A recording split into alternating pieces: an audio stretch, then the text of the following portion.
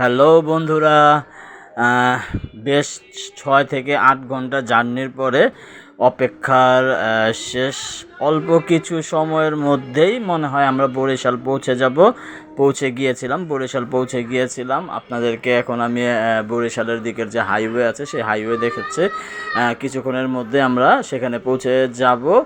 আহ, আমরা যখন ওখানে গিয়ে নেমেছিলাম, মানে আমাদের ক্যাম্পের বাইরে, এটি হচ্ছে আমাদের সেই সকল বাস, যে 6টি বাস আমরা ঢাকা থেকে আলহামদুলিল্লাহ রওনা দিয়েছিলাম। সেই সময় ওই বাসগুলো এখানে সারিবদ্ধভাবে রাখা আছে। সেই বাসগুলো দেখাচ্ছে ঠিক এই হাইওয়ের এই বাসগুলোর ওই পেছন সাইডটাতে আমরা অবস্থান করছিলাম 4 দিন। যে ক্যাম্পের আনুষ্ঠানিকতা যেখানে হয়েছিল 4 দিন, সেটা হচ্ছে বরিশাল কাশীপুর হাই স্কুল।